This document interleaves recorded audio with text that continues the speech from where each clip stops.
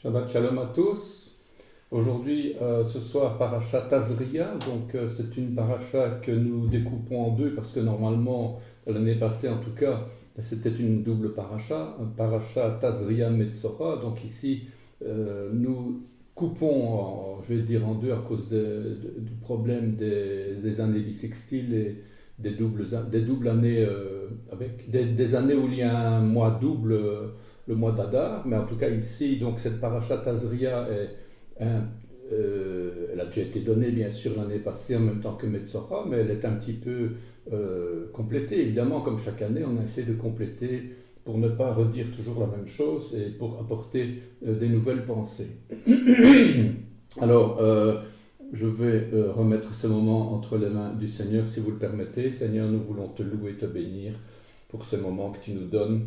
Merci pour cette parole magnifique, cette parole de Dieu, Seigneur, que tu nous as donné d'étudier, de connaître, d'apprendre. Seigneur, tu as dit que la connaissance, c'est quelque chose que le peuple a besoin, parce que faute de la connaissance, le peuple meurt. C'est pourquoi, Seigneur, nous te faisons confiance dans toutes ces études, Seigneur, qui peuvent paraître parfois rébarbatives ou parfois lourdes.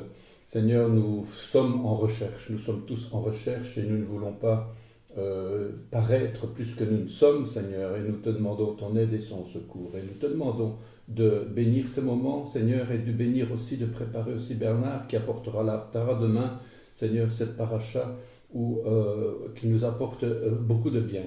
Te demandons vraiment ces choses dans le nom de Yeshua, notre Messie. Amen. Alors cette paracha, Tazria, c'est la 27e paracha, et Tazria, c'est elle sera rendue enceinte, elle concevra. Et nous lisons nous commentons Lévitique 12, du verset 1 au chapitre 13, verset 59. Alors, donc, Tazria, c'est donc quelque chose qui nous parle des femmes, bien sûr, c'est une paracha qui nous parle des femmes, qui nous parle des femmes enceintes plus particulièrement, des femmes qui conçoivent justement. Et alors, cette paracha, elle va nous parler de la pureté et de l'impureté. Alors, pour parler d'impureté, pour parler de pureté, Dieu qui nous enseigne, qui nous donne ce pédagogue, va commencer par utiliser un moyen pédagogique sur la condition intérieure de la femme, comment elle va vivre sa conception, comment seront ses réactions, comment va vivre son corps, comment elle va vivre avec ce nouvel être vivant qui est à l'intérieur d'elle, qui va se trouver d'ailleurs fusionné en elle. C'est une partie de elle qu'elle a là à l'intérieur. Et puis à un moment donné, cette partie qui est à l'intérieur d'elle va devoir sortir d'elle. Donc c'est un embryon vivant qui fait partie d'elle-même. Alors, il faudra bien se rendre à l'évidence que dans la conception de l'être humain, c'est le corps entier de la femme qui prend les choses en main. La femme n'a plus grand-chose à dire finalement, elle doit se soumettre à son corps. C'est presque ça qui se passe. Et on n'est plus du tout ici comme, vous savez qu'en Yeshua, on dit beaucoup sur la vie de l'esprit que nous menons. Nous sommes un être de chair et un être d'esprit, et c'est un combat toujours entre l'esprit et la chair. Et bien justement ici, on n'est plus du tout dans ce combat-là. C'est plus du tout dans ce combat-là. On n'est plus du tout dans un combat entre la chair et l'esprit, un combat où l'esprit doit prendre la main sur la vie de la femme. Ici, au contraire, Dieu a fait en sorte que c'est la chair ici, le corps physique de la femme qui décide comment les choses vont se passer. Donc l'esprit, il est tout à fait mis, de côté, apparemment, évidemment. Alors, je vous signale en passant d'ailleurs que, vous savez comment on dit bonne nouvelle en hébreu? Eh bien, on dit la Bezora Tova, on dit Brit Hadasha, c'est-à-dire l'alliance nouvelle, mais aussi on dit la bonne nouvelle. On dit Bezora Tova, Besora Tova. Et Besora, qu'est-ce que c'est Besora? Eh bien, ça vient de l'hébreu bassar. Bassar qui veut dire chair, qui veut dire... et on dit, si on veut paraphraser, on pourrait dire la bonne nouvelle, eh bien c'est la bonne chair. C'est pas la bonne chair de la nourriture, mais c'est la bonne nouvelle, la bonne chair. Alors c'est très curieux cette comparaison, mais en tout cas la bonne chair, la bonne nouvelle est directement liée ici à la nouvelle naissance qui va nous donner une nouvelle chair qui va grandir. Les trois parachiotes alors, Tazria, Metzora et Achareimot, ce sont trois parachas que nous aurons, dont la première aujourd'hui Tazria, dont nous commenterons la première cette fois-ci. Elles vont nous amener progressivement vers la paracha Kedoshim, c'est-à-dire saint ou sanctifié, si vous voulez. Eh bien, il sera question ici dans Tazria et aussi dans la prochaine fois d'un thème central que la Torah nous expose, c'est sur la pureté et sur l'impureté, et sur ces diverses formes, celles qui seront relatives au corps, de différentes manières ou de différentes occasions dans lesquelles le corps de l'homme sera défini comme pur ou impur. Alors, afin que les choses soient bien claires dès le départ, Dieu est en train de mettre les choses, il est le pédagogue. Pour mettre les choses en place, qu'est-ce qu'il va faire? Eh bien, c'est avec la conception d'un enfant dans la femme que Dieu va commencer cet enseignement pédagogique sur la pureté et l'impureté. C'est quand même curieux, mais vous ne savez pas, mais la pureté et l'impureté sont liées expressément à notre état de mortel, d'être humain mortel. Cet enseignement a un but, c'est nous montrer que nous sommes des êtres mortels. Nous sommes vivants, mais nous sommes des mortels. Pour Dieu, saint et éternel, c'est vital qu'on comprenne ça. La pureté et l'impureté sont exclusivement liées à la mortalité de l'homme. Il faut d'ailleurs remarquer, je vais peut-être en choquer certains, mais je vais vous faire remarquer que Dieu ne porte jamais l'attribut de pur. Il est appelé Dieu saint, Dieu juste, Dieu fidèle, et vous avez une quantité phénoménale d'attributs que Dieu va porter, mais il n'est jamais Seigneur pur. Seigneur, tu es pur. Dieu pur. Pourquoi ? Dieu veut nous rendre purs. Dieu veut purifier nos cœurs. Dieu veut purifier nos pensées. Mais cela ne le concerne pas, lui, personnellement.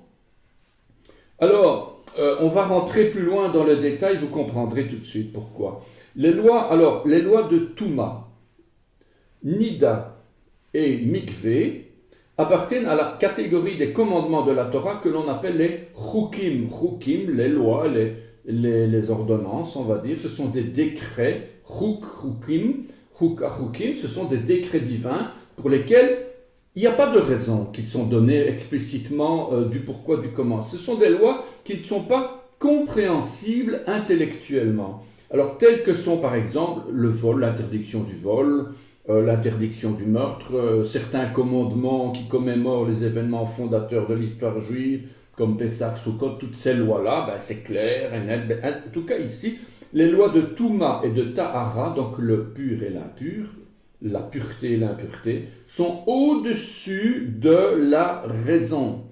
Elles vont trouver leur accomplissement et leur éclaircissement dans le traitement que va lui infliger le souverain sacrificateur. Entre autres, en Lévitique 13, nous avons l'occasion d'y revenir. Alors, bien sûr, pureté et impureté, ça veut dire impureté par exemple des vêtements, impureté du logement, impureté de la maison, et puis finalement, ce sera plus tard, beaucoup plus tard, dans la paracha Chukat, en Bemidbar, qu'on va définir l'archétype de l'impureté. L'archétype, ça veut dire l'impureté par définition, le summum de l'impureté, et c'est quoi ? C'est la mort. L'impureté, c'est le modèle des modèles de l'impureté, c'est la mort.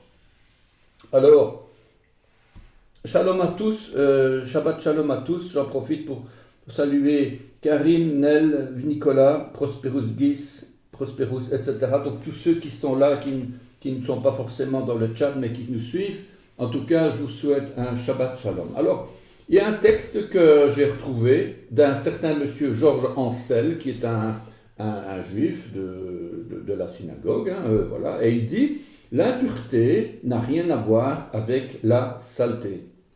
Elle surgit lorsque la vie et la mort s'entrechoquent. Contact avec un cadavre, menstruation ou naissance. À chaque fois, l'individu est renvoyé à sa condition de mortel. Pour ne pas se laisser envahir par son impuissance devant la mort, il doit passer par un processus de purification. La loi de Moïse, il y a des raisons vraiment pourquoi il y a des lois, des ordonnances, des processus de purification qui sont là pour parler justement de sanctifier ces moments-là. Alors, une chose quand même intéressante à dire, c'est que la pureté et l'impureté ne concernent que l'être humain, ils ne concernent pas les objets, ils ne concernent pas les choses, ils ne concernent pas la maison, les vêtements. Attention, entendons-nous, la pureté et l'impureté ne sont pas des saletés physiques. Je veux dire, l'impureté n'est pas une saleté physique, c'est une saleté morale. La saleté ou le désordre permanent d'une maison révèle l'état moral problématique, pas de la maison, mais de son habitant, vous m'avez compris. À moins d'être physiquement et financièrement diminué, parce qu'il y en a quand même certains d'entre nous qui vivent dans la dèche, qui vivent financièrement de manière problématique, ils n'ont pas toujours les moyens d'arranger leur maison. Évidemment, mis à part ça, bien sûr, l'intérieur d'une maison révèle quand même l'équilibre de son habitant. Alors la façon impure dont vous vous habillez, c'est valable autant pour les hommes que pour les femmes. Il n'y a pas que les femmes qui s'habillent impurement, purement ou impurement. C'est tout à fait correct de dire que c'est autant valable l'un que pour l'autre. Eh bien, la façon impure dont vous vous habillez révèle un état impur, pas de votre vêtement, mais de votre style de vie. Ça nécessite un nettoyage de votre vie. Alors, l'habit en soi n'est rien. J'espère que vous me comprenez. L'habit en soi n'est rien. La mode vestimentaire, c'est culturel. La maison en soi n'est rien. C'est un état d'esprit qui compte et non le vêtement. La pureté et l'impureté révèlent donc un état général de la personne. Alors, cette capacité de reconnaître les différentes formes d'impureté va nous amener dans 2 parachutes plus loin, à bien nous situer par rapport à Dieu, à notre prochain, et nous pourrons être ouverts à la compréhension de la paracha Kedoshim, donc Kedoshim, Kadosh, saint, Kedoshim, les saints, et apprendre à devenir des hommes et des femmes purs, saints, matures, accomplis, fermes et irréprochables pour former la Keïla, l'Église dont nous faisons partie. Alors, pourquoi ? Pour un but, pour l'avènement du Fils de Dieu, pour l'avènement du Mashiach. Alors, il n'y a pas de définition à proprement parler de la sainteté. Expliquez-moi, si je vous donne une définition de sainteté ou de saint, quelle est la définition ? Vous serez bien incapable de la donner. Nous devons y tendre. Pourtant, nous devons y tendre. Nous devons tendre vers la sainteté. Yeshua, Dieu a dit, vous serez saints parce que je suis saint. Donc, et il veut nous élever à la sainteté parce que Dieu, il a dit, et c'est ça sa volonté. Alors, il faut aussi voir que dans ce domaine, l'intervention de l'Esprit Saint, il est là tout au long de notre vie. Alors, imaginez la sortie d'Égypte. Comment est-ce qu'on est sorti de l'Égypte du péché? Comment est-ce que le peuple hébreu est sorti de l'Égypte du péché? Eh bien, c'est un ange de la mort qui est venu, qui a parcouru les maisons en Égypte pour voir s'il y avait du sang sur les linteaux, sur les montants des portes. Il ne rentrait pas à l'intérieur. Cet ange-là, l'ange de la mort, n'est pas rentré dans les maisons, il n'est pas rentré à l'intérieur, il n'a pas passé la porte. Il est resté à l'extérieur. Et la seule chose qui l'intéressait, c'est de savoir s'il y avait du sang à l'extérieur de la porte, sur les linteaux sur les montants. Alors, celui qui allait s'occuper plus tard, donc en fait, cette histoire de ce qui se passait à l'intérieur de la maison, ça n'intéressait absolument pas l'ange de la mort. Celui qui allait s'occuper plus tard justement de ces maisons et de ce qui se passait à l'intérieur, ce serait qui ? C'est le Saint-Esprit. C'est l'Esprit, la Ruach HaKodesh, qui allait visiter plus tard chacune des maisons, chacune des âmes du peuple pour les nettoyer. L'état de pureté et d'impureté, je vais dire une chose, on peut discuter de ça bien sûr entre nous, mais l'état de pureté ou d'impureté, ce n'est pas la fonction de l'Éternel, ce n'est pas la fonction de Dieu. Ce n'est pas non plus la fonction du Fils de Dieu. C'est pas sa fonction, il n'est pas venu pour ça. Bien sûr, Dieu est Dieu, le Fils, le Père et le Saint-Esprit, c'est un Dieu, unique Echad, mais chacun a sa fonction différente. Eh bien, quelle est la fonction de celui qui va purifier le cœur et l'intérieur de l'homme? C'est la Ruach HaKodesh, c'est l'Esprit Saint. Alors, toute la question aujourd'hui est de savoir si on va écouter sa voix pour accepter d'être nettoyé, purifié, ou bien si on va résister à l'Esprit Saint. Le travail du Saint-Esprit commence toujours par l'intérieur de la maison. Il ne va pas vous envoyer en mission si vous avez d'abord à nettoyer votre maison, votre intérieur. Il faut d'abord mettre sa vie en règle avant de servir l'Éternel. Ce n'est pas parce que Dieu ne veut pas vous envoyer en mission, mais c'est parce que vous êtes en danger par rapport aux attaques de l'adversaire.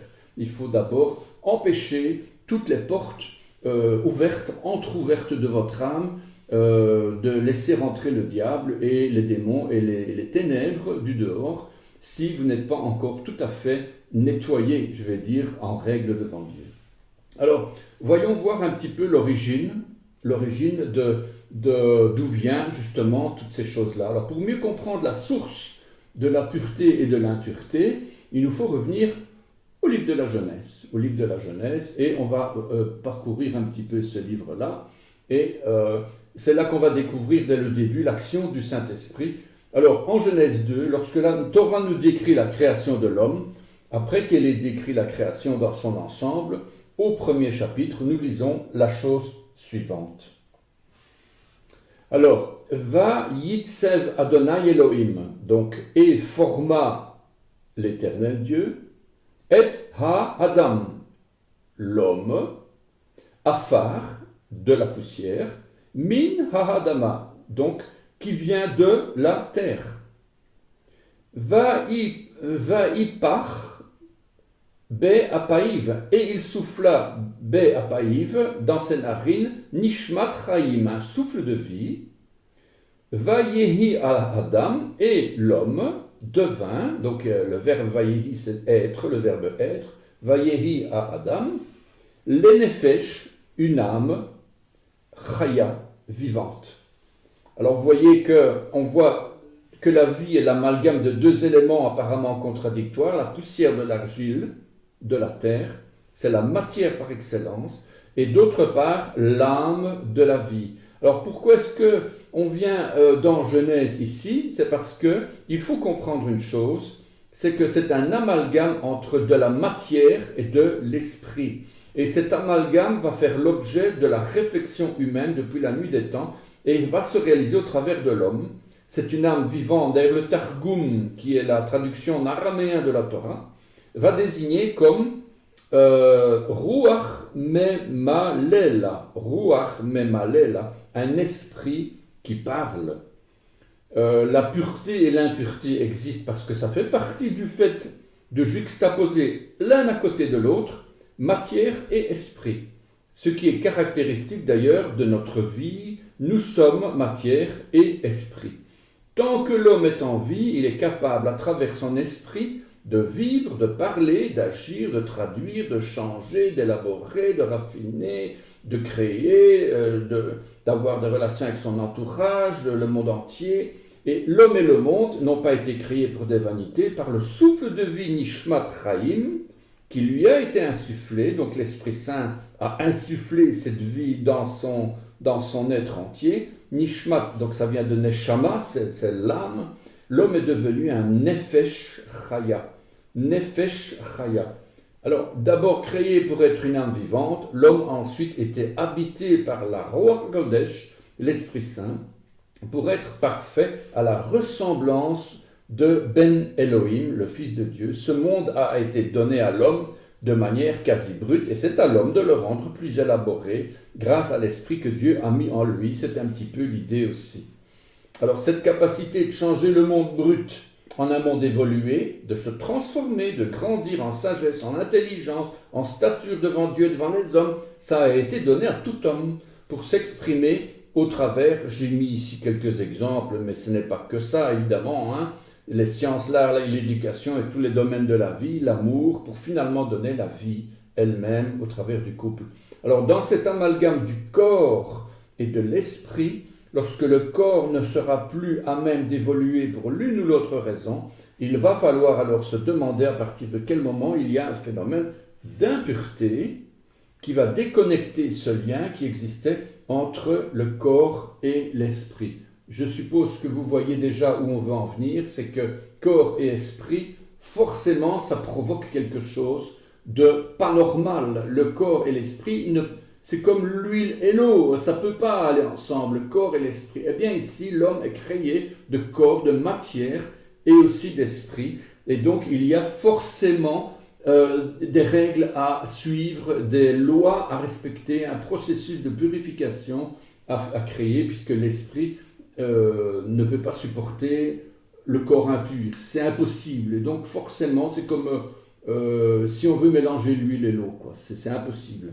Eh bien, dans cet amalgame du corps et de l'esprit, lorsque le corps ne sera plus à même d'évoluer pour l'une ou l'autre raison, il va falloir se demander à partir de quel moment il y a un phénomène d'impureté qui va déconnecter ce lien qui existait entre le corps et l'esprit. Et la connaissance et surtout la compréhension de la pureté et de l'impureté vont faire de nous des hommes et des femmes complets, vivants. Vous voyez un petit peu dans quoi on se dirige. Alors, vous savez aussi que l'aboutissement de l'impureté, le but final de l'impureté, c'est d'arriver à la mort. Donc Dieu veut se choisir, d'ailleurs en hébreu on appelle ça Avi Avot Hatuma, le père des pères de l'impureté. Alors Dieu veut se choisir un peuple capable de discerner ces choses-là. Il veut que nous soyons des gens matures, mûrs, complets, qui comprennent les choses, qui sont mûrs, qui sont des pères et des mères spirituels, qui ne sont pas à se laisser tout le temps envahir par des pensées du monde où on ne comprend plus. Non, il faut vraiment rester mûr et mature et grandir en sagesse, en stature et en grâce devant Dieu et devant les hommes. Eh bien, Dieu veut que nous puissions discerner entre le bien et le mal, entre la vie et la mort, entre le saint et le profane, entre le pur et l'impur. Alors, un passage qui est pour nous fortifier dans cette parole, Ézéchiel 44, 23, « Ils enseigneront à mon peuple à distinguer ce qui est saint de ce qui est profane. Ils lui feront connaître la différence entre ce qui est impur et ce qui est pur. » Ça c'est Ézéchiel 44, 23. Un autre passage, Lévitique 10, 10, etc. Afin que vous puissiez distinguer ce qui est saint de ce qui est profane, ce qui est impur de ce qui est pur. Voilà, vous voyez l'incapacité de discerner. Si vous êtes incapable, si nous sommes incapables de discerner la différence entre le bien et le mal, entre la pureté et l'impureté, eh bien, cette incapacité va nous mener tout droit à Avi Avot Atuma, c'est-à-dire la mort. C'est une expression que l'on retrouve dans le livre des Nombres. C'est une expression juive, c'est Avi Avot Atuma, et c'est le principe des principes de l'impureté qui est la mort elle-même. Voilà donc déjà quelque chose d'important. Alors, les cadavres, donc la mort, les cadavres sont ceux qui rendent les choses qui rendent le plus les choses et la vie impures. Et ça vient du fait que du corps qui est mortel. Et donc, au contraire, la neshama, qui est la source de vie, qui est à l'intérieur de nous, il est écrit, Dieu insuffla dans les narines de l'homme une neshama de vie. La pureté, tahara en hébreu, vient du mot tahor. Tahor, c'est pur. Ça vient donc grâce à la force qu'a la neshama, donc l'âme, de dominer le corps. Devant le caractère très ambigu de certaines règles alimentaires, il faut bien réaliser que la pureté et l'impureté ne sont pas liées à la matière elle-même, mais à la capacité de l'homme à faire changer cette matière. On ne parle pas de magie ici, hein, entendons-nous. Ce n'est pas qu'on a de l'influence sur la matière, chaise, lève-toi, micro, tiens-toi tout seul dans l'air. Non, c'est pas ça du tout. Ce n'est pas de l'influence sur la matière dans ce sens-là qu'on veut, mais c'est l'influence de l'esprit sur notre corps, notre matière, notre corps. Alors, l'un des sujets de la Torah, le plus important, c'est d'apprendre aussi à discerner la différence entre le péché et l'impureté. Quelle est la différence entre le péché et l'impureté? Là, vous allez me dire, ça n'a rien à voir. Quelle est la différence entre le péché et le profane? Il y a saint et profane, et puis il y a le péché. Quelle est la différence entre le péché et le profane? Dites-moi. Dans une semaine de 7 jours, voilà, Dieu crée la création, il crée 7 jours. Et puis Dieu a déclaré 6 jours comme profanes. Donc c'est Dieu lui-même qui a déclaré ça c'est profane. Et le 7e jour, il a dit ça c'est saint, c'est pour moi ça. Les 6 c'est pour vous, les 7e c'est pour moi. Pourtant, un jour, c'est un jour. Yom, c'est en hébreu, c'est Yom. Il n'y a pas un Yom, c'est Yom Sheni, Yom Shlishi, Yom Shevi, etc. Donc Yom, c'est Yom. Et puis Yom Shabbat, c'est toujours le même Yom. La seule différence, c'est la déclaration de Dieu. Alors, la Parashat Tazria décrit le cas de la femme, puisqu'on en revient à notre Tazria, il décrit le cas de la femme qui met un enfant au monde et qui par ce fait même est déclarée impure. Les femmes sont scandalisées par une chose pareille. Comment est-ce possible ? Seigneur, c'est toi qui nous as créés, c'est toi qui as fait de nous des femmes et des hommes, un homme qui donne la semence, la femme qui reçoit la semence et puis crée un enfant, un être vivant. Et voilà que cette femme-là, elle est déclarée impure. C'est à la limite scandaleux. Comment est-ce possible, Seigneur, de dire une chose pareille? Mais même si, eh bien, si Yeshua, en tant que Fils de Dieu, est venu dans ce monde, Yeshua, vous connaissez, c'est le Fils de Dieu, c'est votre Sauveur, c'est mon Sauveur, c'est notre Seigneur, c'est le Mashiach. Et il est venu comment? Il est venu dans une femme qui a dû être rendue impure pour lui donner la vie. Elle a été déclarée impure par la Torah. Même si le mot impur est le même pour une femme qui a un flux de sang de par sa nature même, et un homme qui a péché contre Dieu. Vous avez d'un côté, vous avez une femme qui a le flux de sang, c'est sa nature, et puis de l'autre côté, vous avez un homme qui pêche contre Dieu. La différence, pourtant, elle est de taille. Pourtant, c'est le même mot qui va être utilisé en hébreu. Pour la femme, c'est Dieu lui-même qui l'a créé, ainsi, alors que pour l'autre, ça vient de la désobéissance de l'être humain. Alors, vous voyez, c'est des choses qu'il faut nécessairement être au clair avec ça. Alors, le pouvoir de décision de la conscience. Je suis un petit peu intellectuel aujourd'hui, excusez-moi du peu, mais c'est important d'essayer de bien se situer par rapport à la Torah. La sainteté est directement liée à la conscience que possède l'homme de pouvoir décider et d'agir sur le bien et sur le mal. Vous avez une conscience à l'intérieur de vous, vous dites ça c'est bien, ça c'est pas bien, ça c'est le mal, ça c'est le bien. Dans certains cas, la pureté et l'impureté sont liées à une loi où Dieu déclare que quelque chose est ou n'est pas pur. On parle de pureté rituelle. La sainteté n'est pas forcément liée avec la pureté, mais elle peut l'être. Elle peut l'être. La sainteté, c'est un état. Vous êtes saint. La pureté se traduit par des actes. La sainteté va mettre dans le cœur le désir de ne pas choquer son prochain par un habillement impur. La mode vestimentaire de notre époque est par définition impure. Elle a un but caché, augmenter les tentations pour mieux vendre. Dieu a fait de nous des êtres intelligents afin qu'on apprenne à discerner la conscience de l'impureté. L'impureté du regard, l'impureté dans l'habillement, l'impureté de la langue, la shonara, vous connaissez ce mot-là, la shonara, la langue mauvaise. c'est-à-dire c'est le péché par excellence dont on parlera la semaine prochaine dans Metzora, c'est-à-dire la médisance, la forme aiguë d'impureté, le jugement sur nos lèvres. Et ce péché de la langue va provoquer un ulcère, que l'on dit la lèpre ou un ulcère, peu importe. Eh bien, le psaume 34 va nous montrer d'ailleurs tout de suite quelque chose d'intéressant. Mais avant ça, je voudrais vous parler quelques instants sur le péché. On va revenir sur la langue, puisque, oui, c'est juste après. Donc, sur le péché. Donc, on a parlé de la pureté et on a parlé de l'impureté. Qu'en est-il de la sainteté et du péché dans tout ça? La sainteté et le péché dans tout ça. L'homme a été créé à l'image de Dieu, corps, âme, esprit.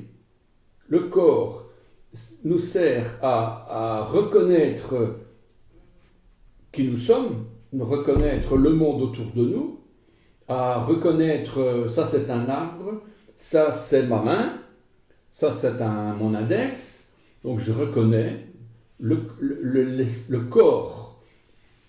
Et ensuite on a reçu une âme, notre âme sert à reconnaître notre prochain, à reconnaître nos sentiments, à savoir si nous aimons ou si nous détestons. Nous savons par notre âme si nous aimons ou si nous détestons. Nous n'avons pas besoin de notre corps pour ça. Donc ça, c'est notre âme sert à découvrir nous-mêmes et notre prochain. Et l'esprit nous sert à faire quoi? À découvrir Dieu, à découvrir qui est Dieu. Vous avez tout de suite compris que l'homme qui n'est pas converti, qui n'est pas né de nouveau, son esprit, il est mort, littéralement mort. Alors, depuis le péché en Éden, l'homme a été séparé de son Créateur et son esprit est mort.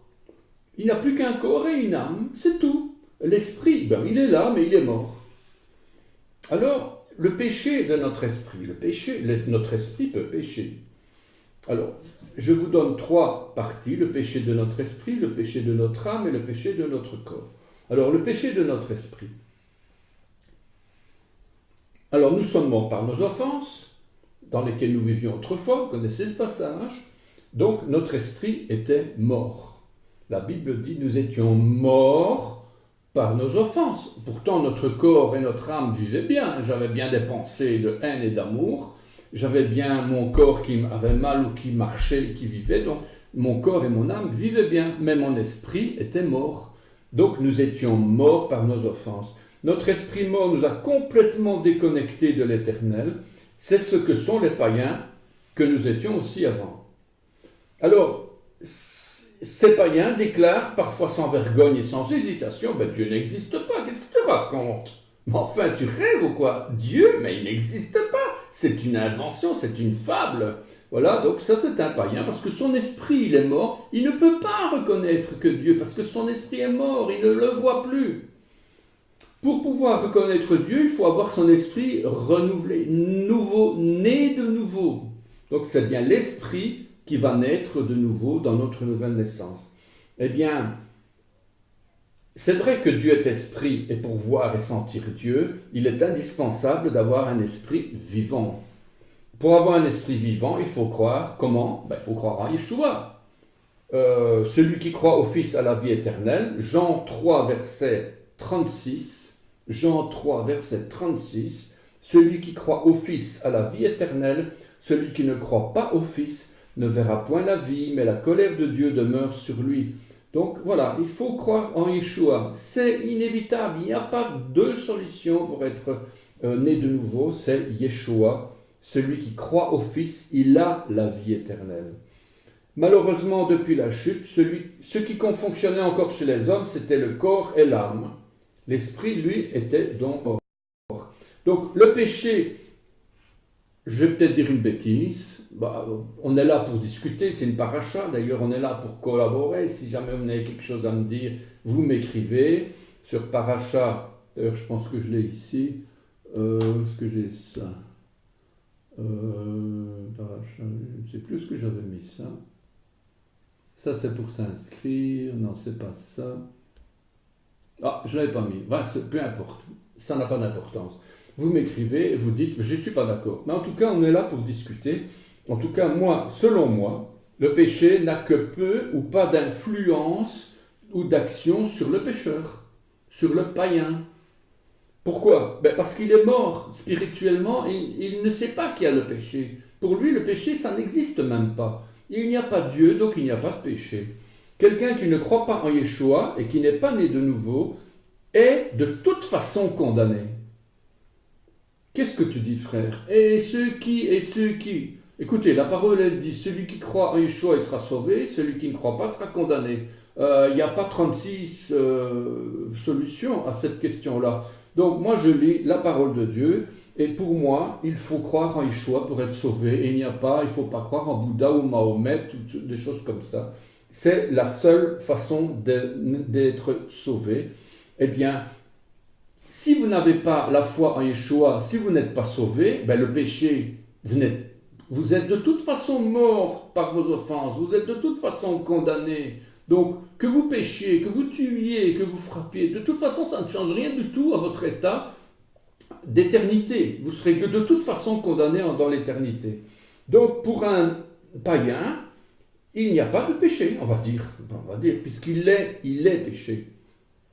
Alors, la seule conscience du péché, non, je mets un bémol à ce que je viens de dire, attention, Dieu, il a tout prévu, il a mis un passage, Ecclésiaste 3, verset 11, et je vous le donne ici, Ecclésiaste 3, verset 11, il fait toutes choses bonnes en son temps, et même il a mis dans leur cœur la pensée de l'éternité, bien que l'homme ne puisse pas saisir l'œuvre que Dieu fait, du commencement jusqu'à la fin. Donc on ne comprend pas Dieu, et pourtant il a mis quelque chose dans notre cœur, la pensée de l'éternité, donc ce qui veut dire que tout homme a une conscience, qu'il soit mauvais, qu'il soit bon, qu'il soit pécheur, qu'il soit le djihad islamique, qu'il soit la petite religieuse dans un couvent, ou peu importe, même le pape, peu importe qui, mais tout homme sur terre a la conscience du péché, a la conscience, a la pensée de l'éternité, et il sait qu'il fait bien ou qu'il ne fait pas bien. Il le sait, c'est la conscience que Dieu a mis dans le cœur de tout homme, et donc tout homme sait qu'il y a péché. Maintenant, qu'il est né nouveau ou qu'il n'est pas né nouveau, c'est là qui fait toute la différence. Alors, pour expier, j'ai donné ici, vous voyez, le péché, il faut d'abord, 1, croire au Fils de Dieu, 2, se considérer comme coupable et comme pécheur, 3, alors votre esprit ressuscite. Et c'est ça, la nouvelle naissance. L'homme né de nouveau a son esprit ressuscité. Voilà, c'est quand même pas compliqué. On y pense. Il y a un processus, il y a A plus B égale C. Si vous n'avez pas le B, A c'est A. Ouais, bon, enfin voilà, je fais un petit peu de mathématiques pour ceux qui... Alors, ça c'était le péché de l'esprit. Alors, le péché de l'esprit, l'esprit est mort. Maintenant, si vous avez un esprit que vous péchez, à ce moment-là, vous êtes en danger. Vous êtes en danger mortel, même, je vais dire, parce que vous avez la connaissance de Dieu et vous péchez quand même. Donc, voilà, c'est... Mais enfin, voilà. Alors, ensuite, on a notre corps, le péché du corps. Pour nous qui sommes nés de nouveau, nés d'en haut, nés de nouveau, on a un être tridimensionnel, on est comme un cube, largeur, longueur, hauteur, on a 3 dimensions, corps, âme et esprit. Si le corps pêche, l'âme est automatiquement souillée. Puis, c'est au tour de l'esprit à être déconnecté de Dieu, son créateur. Notre corps peut pécher au moyen des 5 sens. Vous pouvez pécher avec vos 5 sens, la vue, l'ouïe, l'odorat, la langue, le goût, le toucher. Plus de la vue, de la langue et du toucher, on va dire. Parce que l'ouïe, vous entendez de la médisance et vous le laissez rentrer et vous vous en nourrissez, vous péchez.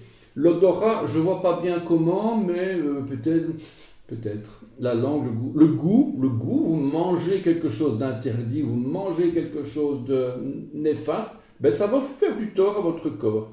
Eh bien, on dit que vous faites rentrer le péché dans votre corps. Donc, ça peut être une image de, on va dire, de la cache-route. Disons que tout ce qui rentre, ça va dans les lieux secrets, comme dit Yeshua. Mais si vous mangez du poison, vous pouvez en mourir. Et donc, c'est que il y a aussi à rester intelligent, bien sûr, sur ces choses-là. Ça, c'est donc le péché de notre corps, et puis il y a le péché de notre âme.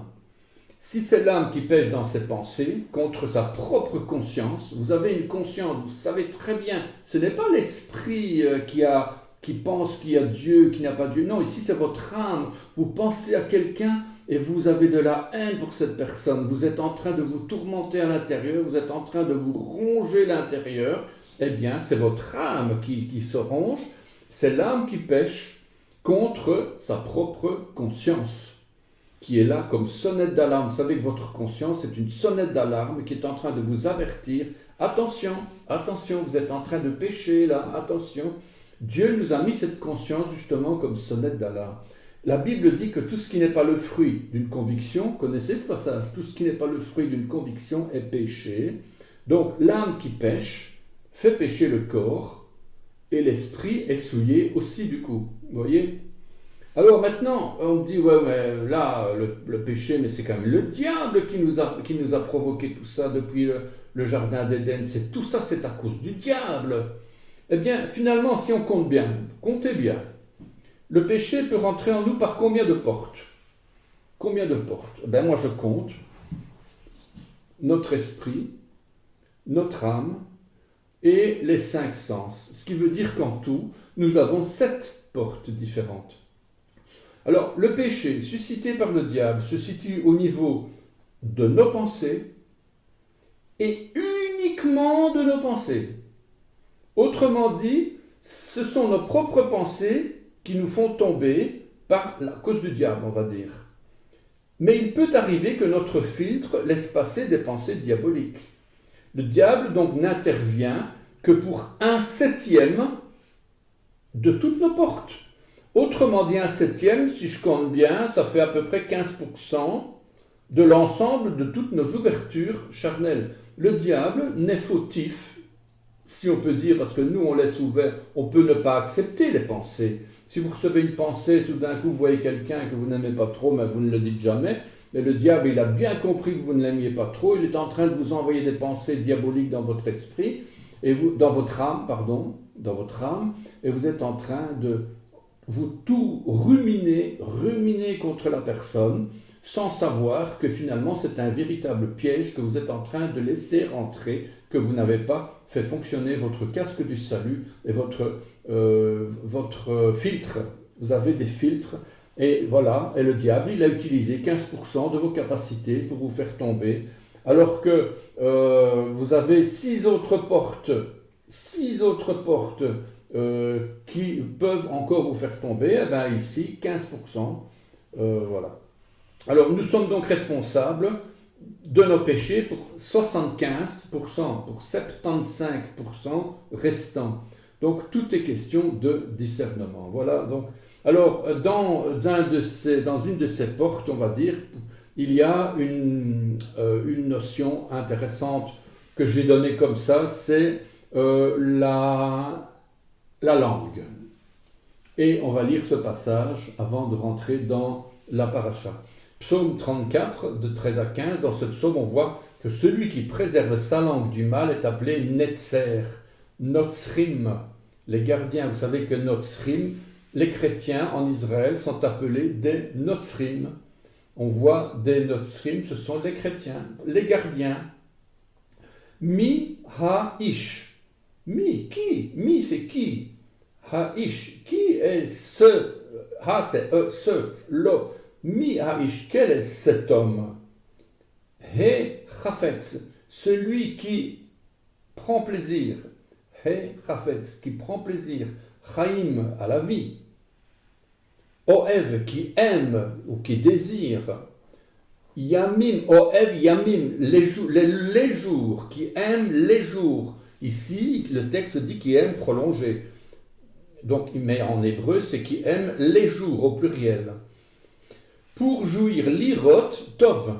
Pour jouir, c'est-à-dire pour voir. Lirot, c'est le verbe voir.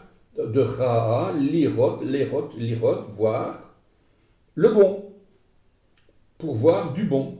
Ici, c'est pour jouir du bonheur. Vous voyez, c'est interprété, c'est édulcoré en français, mais en hébreu, c'est quel est l'homme qui prend plaisir, ou plutôt quel est cet homme qui prend plaisir à la vie, qui aime les jours pour voir du bon, du bien, pour voir du bien.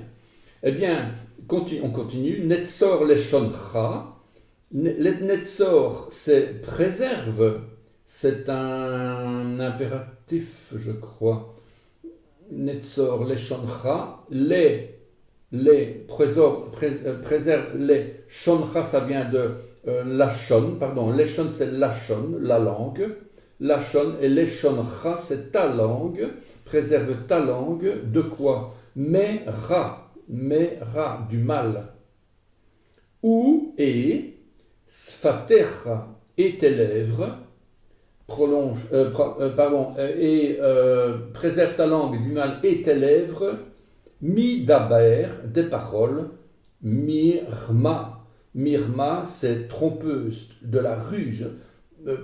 Protège tes paroles de la ruse, de la trahison, de la fraude, de la tromperie.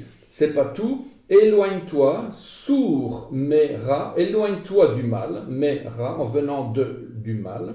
Sourd, ça veut dire ôte devant toi, entre, va, mets à part, détourne-toi, éloigne-toi, retire-toi, écarte-toi, sépare-toi, fais-toi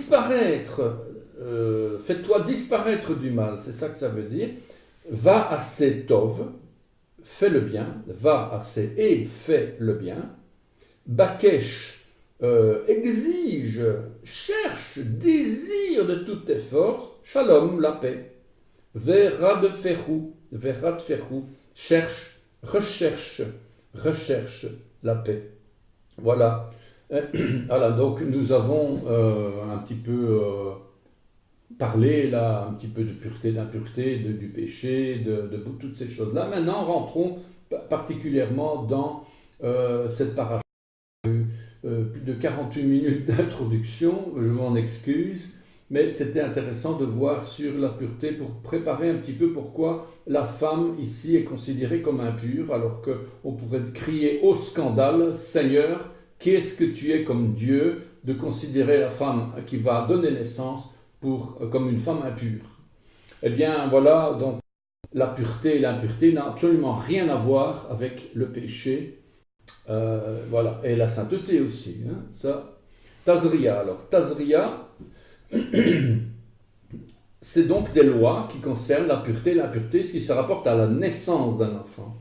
Alors, Tazria, ou plutôt le texte dit qui, Isha ki Tazria, la femme qui sera rendue enceinte. Donc, c'est une paracha qui va énumérer des impuretés qui concernent la femme en couche, ainsi que leur délai et les offrandes à apporter, passé ce délai. Cette paracha poursuit l'exposé des lois relatives à la Touma, à la pureté, et la Tohora, donc c'est la purification rituelle. Alors, après son accouchement, une femme doit accomplir un processus de purification qui comprend l'immersion dans un mikvé, dans un bain rituel, et des offrandes dans le temple. Les garçons, doivent être circoncis le 8e jour de leur vie. Donc l'impureté rituelle peut aussi être entraînée par des pertes, notamment séminales chez un homme ou sanguines chez une femme. Eh bien la purification impose alors l'immersion dans un mikvé. Ça c'est donc à l'époque du temple, à l'époque du tabernacle.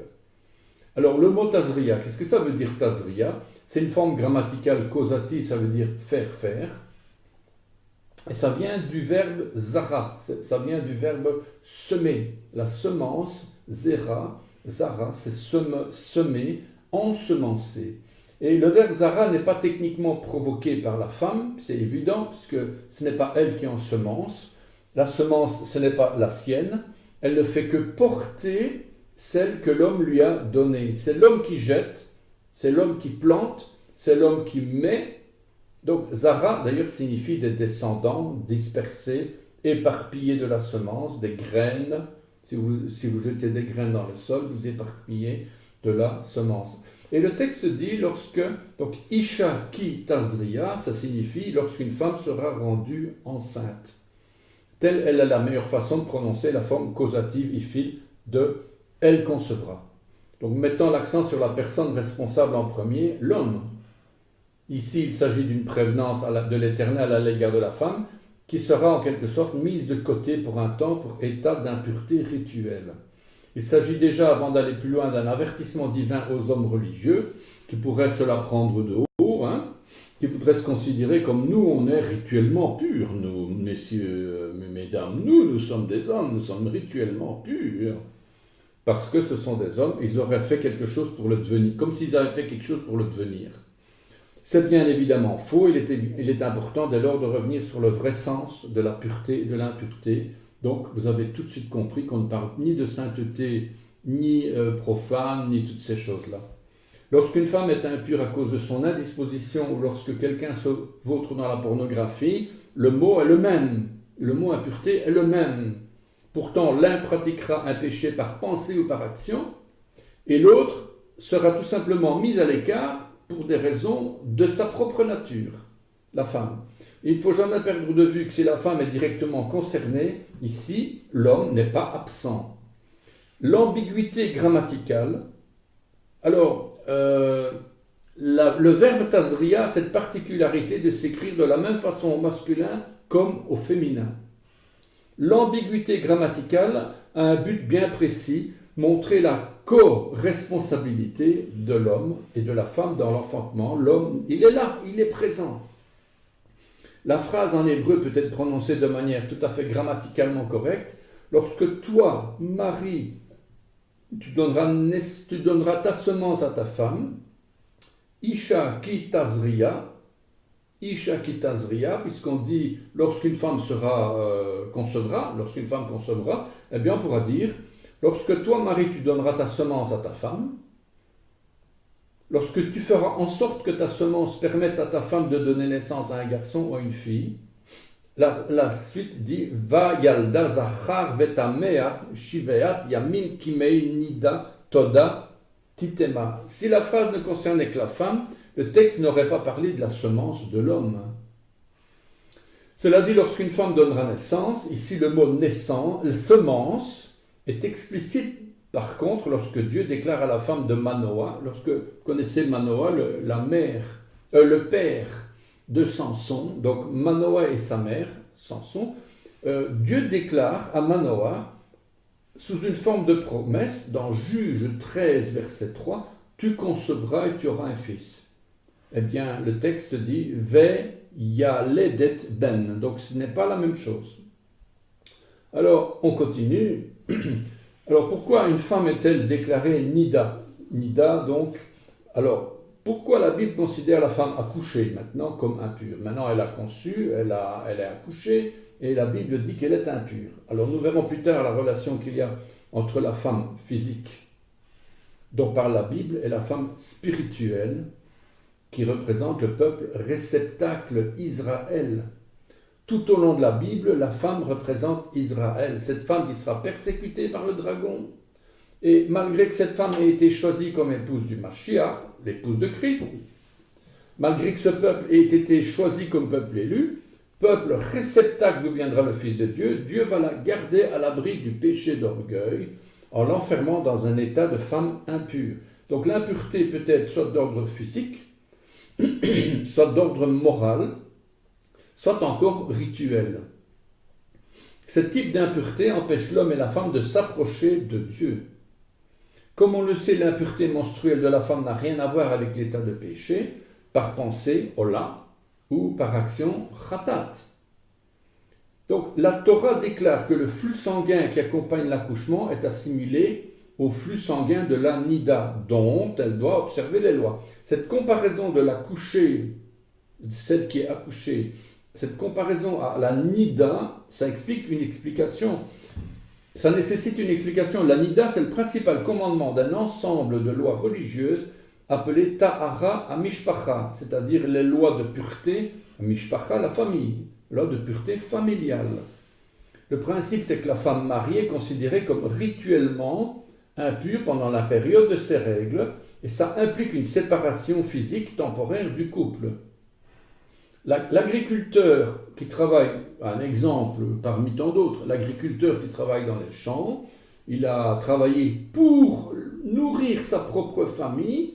Qu'est-ce qu'il fait? Il rentre chez lui, voilà, c'est le souper, il va s'installer directement à table pour manger, plein de boue partout. Non, il va faire quoi? Il va se préparer pour se mettre à table, il va d'abord se changer, il va prendre un bain, il va se laver, et si la soupe est déjà prête, il va juste se laver le visage, les mains certainement, il va se mettre un minimum pour se préparer pour ce repas. On ne vient pas comme ça depuis les champs et on s'installe à table. Il y a donc une purification qui est tout à fait normale, qui n'a absolument rien à voir, une purification qui est nécessaire parce qu'il a travaillé pour le bien de sa famille.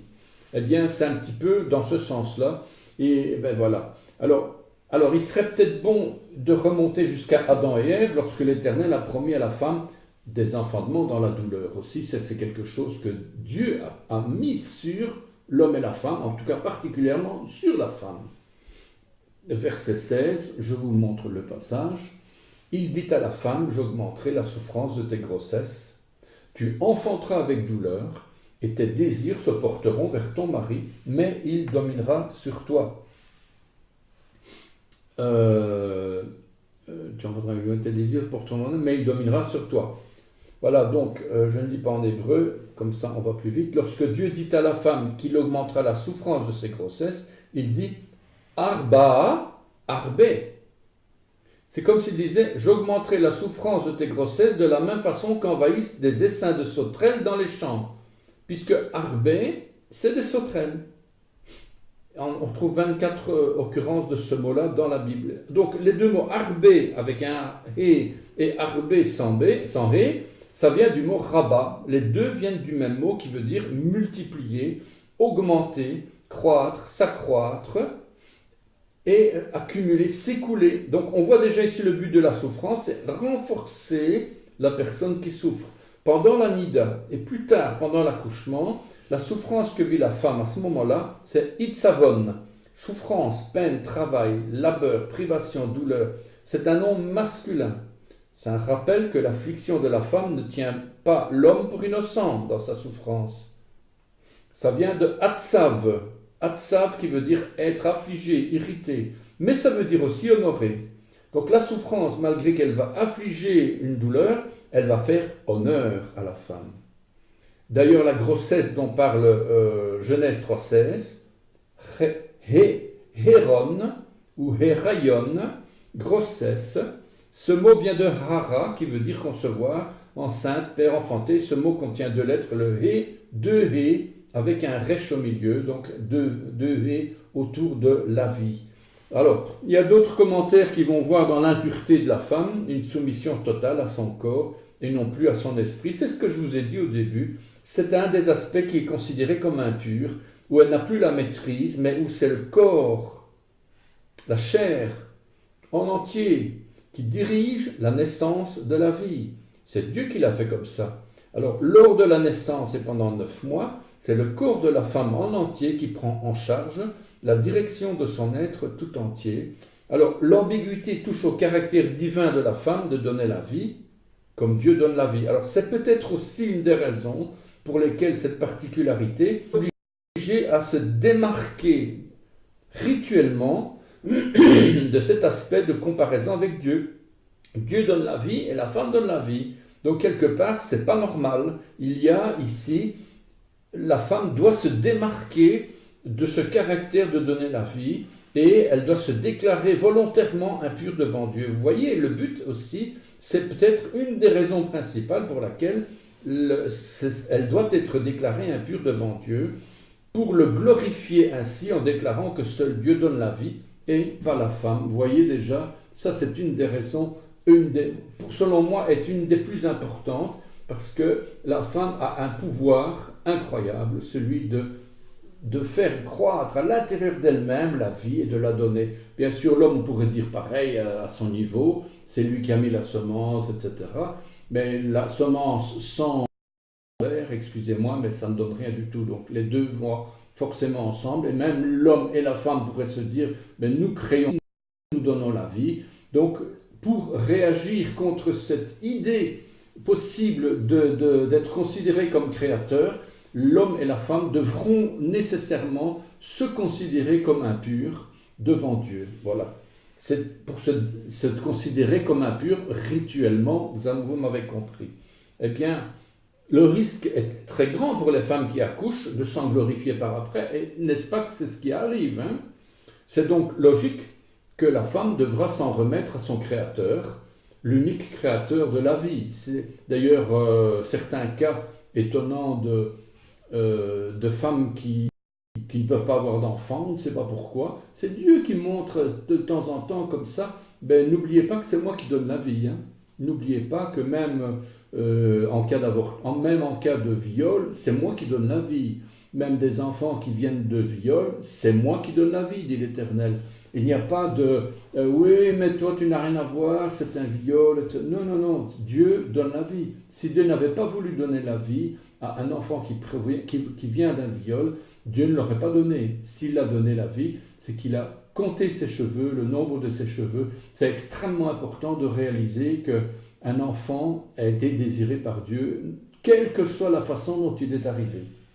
Alors, si toutes ces raisons sont autant valables les unes que les autres, l'explication la plus courante, c'est qu'un ovule non fécondé devient inapte à la vie et meurt. C'est donc la mort de l'ovule. Or, on l'a vu, le degré le plus fort de l'impureté, c'est la mort, qu'on appelle tumat met. Tumat met, impureté, met, la mort. Est qualifié de avi, avot, atuma, le père des pères de l'impureté, qui est la source la plus forte de l'impureté. Alors, une femme qui met au monde un garçon, une fille, elle a fécondé, elle a donné la vie, elle a sacrifié sa vie pour donner la vie. C'est donc surprenant qu'à la naissance, elle soit déclarée impure comme la Nida. Mais plusieurs choses étonnantes se déroulent lors de la formation du fœtus. Dans chacune de ces phases, on y voit une succession de prodiges. C'est tous des miracles ininterrompus, accomplis par l'Éternel, jusqu'au miracle final de la naissance. C'est vraiment une joie incroyable. Quel bonheur de découvrir la vie par le premier cri de l'enfant et de le prendre dans ses bras. On a à l'Assemblée quelques naissances, en tout cas une particulière, la belle-fille de notre pasteur. Elle souffre actuellement parce que cet enfant, il est parfois malade, il doit retourner à l'hôpital pour des problèmes. Et c'est vraiment un souci dans la prière que nous avons pour cet enfant. C'est une mère qui est attristée par la santé de son enfant. Le père et les parents sont là à souffrir. Eh bien, c'est une joie d'avoir un enfant qui a la vie vraiment et qui pète de la forme, qui pète de la santé. Et donc, on prie vraiment pour que cet enfant grandisse en sagesse, en stature et en grâce devant Dieu, devant les hommes. Eh bien, c'est un bonheur de découvrir la vie par l'enfant, tout ce qu'il fait, tout ce qu'il vit. Et après 9 mois de prodige, ici, la maman, elle a pu crier sa délivrance parce qu'il y a eu relâchement. Et certains dans la tradition juive disent que le relâchement est à l'origine de l'impureté. Bon, on peut penser ce qu'on veut, hein. Moi je n'ai pas d'avis là-dessus. Mais en tout cas, pourquoi l'accouchée va-t-elle devoir apporter un sacrifice expiatoire? Parce que les douleurs de l'accouchement provoquent chez une femme une pensée impie, un blasphème, une révolte. Écoutez, je lis ce que j'ai vu, hein. C'est du moins ce qui se dit. Enfin, je ne suis pas forcément d'accord, mais bon, il n'y a pas d'épreuve sans péché, c'est-à-dire où une pensée infidèle s'infiltre dans le cœur de l'homme. Voilà, c'est ce que dit le texte. En tout cas, pensera ce qu'il voudra penser. L'apôtre Paul nous dit au sujet de la femme, car Adam a été formé, 1 Timothée 2, 13, verset 15. 1 Timothée 2, voilà, 1 Timothée 2, 13 à 15. Car Adam a été formé le premier, Ève ensuite, et ce n'est pas Adam qui a été séduit, c'est la femme qui a été séduite, s'est rendue coupable de transgression, elle sera néanmoins sauvée en devenant mère, si elle persévère avec modestie dans la foi, dans la charité, dans la sainteté, c'est ce que dit l'apôtre Paul. Alors, le sacrifice expiatoire était accompagné d'un sacrifice holocauste pour remercier l'Éternel de ses bienfaits, de nous avoir fait participer à une œuvre grandiose, la création d'un être vivant. Alors, on continue, donc ici, le texte La femme sera impure pendant 7 jours, vetamea shiveat yamim, comme à cause de son indisposition mensuelle. Et l'indisposition de la femme fait partie de la nature de la femme. C'est ce que l'on appelle l'indisposition nida, qui peut être d'ailleurs dans l'hébreu considérée comme impureté, et même souillure et objet d'horreur. Donc la nida a trait à l'impureté, ce qui veut aussi laisser sous-entendre des mots comme être ordurier, être immonde, impureté. Et figurer, nida, c'est une chose impure, ça vient même de l'idolâtrie, de l'immoralité, c'est dans l'hébreu, hein, j'invente rien. Et donc, on voit dans la racine de l'impureté menstruelle, nida, cette caractéristique de la femme de se retirer du monde des vivants, de s'écarter, de déménager, de voltiger, comme le font les oiseaux qui restent rarement en place. La femme se trouve dans un état où elle a besoin de fuir, de s'isoler, de s'envoler, de se considérer comme rejetée par le monde normal. C'est un caractère qui est plus fort qu'elle, évidemment. Et il y a toute une série de caractéristiques de l'état de la femme. Vous verrez dans le texte, je passe. Et voilà, donc il y a beaucoup de choses à dire là-dessus. Moi, étant un homme, je peux difficilement commenter davantage ce que vit une femme d'abord pendant chaque mois, et aussi lorsqu'elle a accouché, la période de procréation, on va dire. Voilà. Alors, j'avance. Donc, si on compare avec les moments de combat auxquels devait participer le peuple hébreu et les moments de combat spirituels auxquels les croyants nés de nouveau doivent s'adonner, on peut voir dans la nécessité pour les couples mariés de délaisser momentanément la vie spirituelle, la vie d'assemblée, pour s'adonner à leur vie à eux. Il ne s'agit donc pas de considérer la femme et l'homme comme étant en état de péché ou d'impureté parce qu'ils ne vont pas prier ou pas jeûner ou ils ne vont pas combattre le bon combat de la foi. Non, ils sont ensemble, ils ont besoin d'être ensemble. Et donc l'impureté rituelle correspond ici à un temps de mise à l'écart, de séparation et de sainteté. Alors,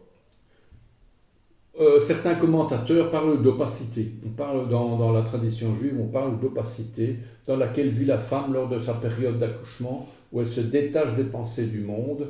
C'est un petit peu ce qu'elle a besoin. Et l'homme et la femme dans le couple, avec leurs enfants et leur famille, ont besoin de se retirer. C'est un petit peu l'idée de l'opacité par rapport à la vie sociale.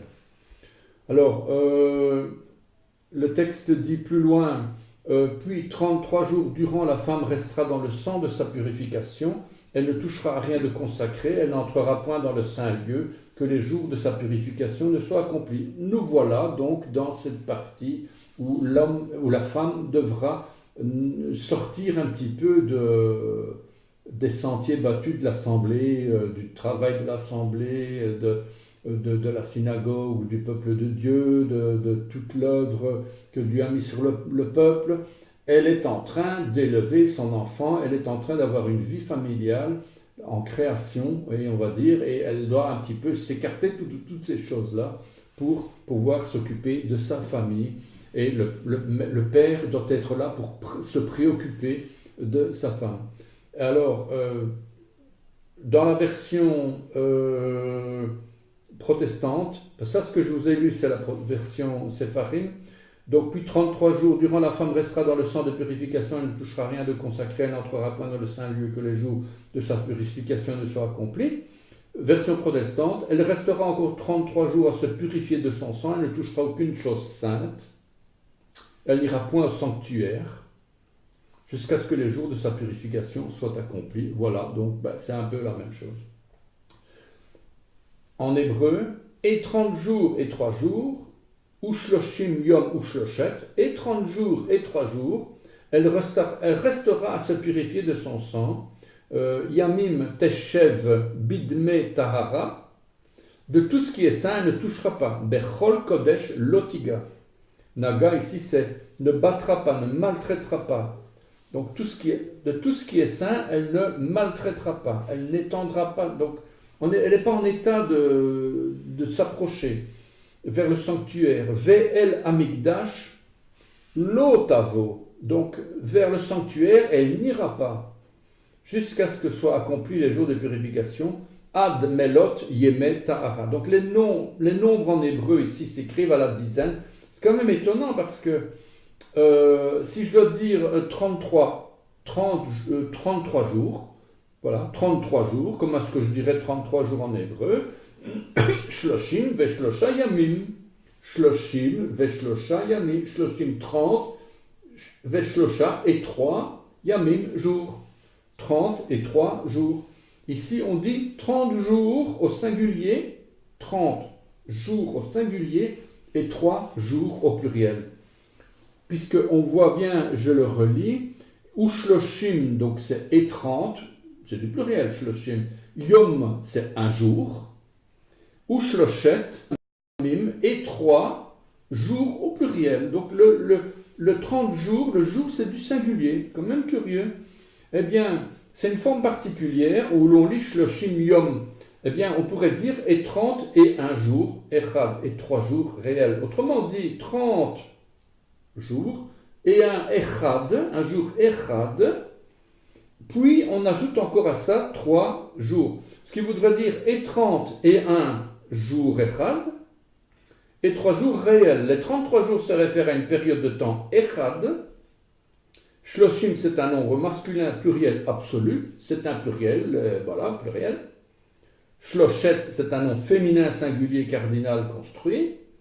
Tous les deux viennent du verbe shalash, qui veut dire intensifier, renforcer, tripler 3 fois, de 3 ans, 3 parties, troisième, faire un troisième temps, faire 3 fois, diviser en 3, chiffre 30 est 3 fois la valeur numérique de la main Yad. N'oublions pas que Yad, la main de l'Éternel, Yad, la lettre Yod, le Yod, comme ça, pour vous, eh bien c'est la main de l'Éternel, eh bien c'est la valeur numérique 10. Et ici, c'est 3 fois la main de l'Éternel. C'est le prix du rachat d'une femme esclave, qui veut dire Ama en hébreu, Ama. C'est une femme enceinte. Et ce prix était de 30 pièces d'argent. Donc le chiffre 33 parle de la vie, c'est-à-dire 3 fois la valeur numérique de Yad, la main de l'Éternel, et les 3 jours de la mort du Mashiach.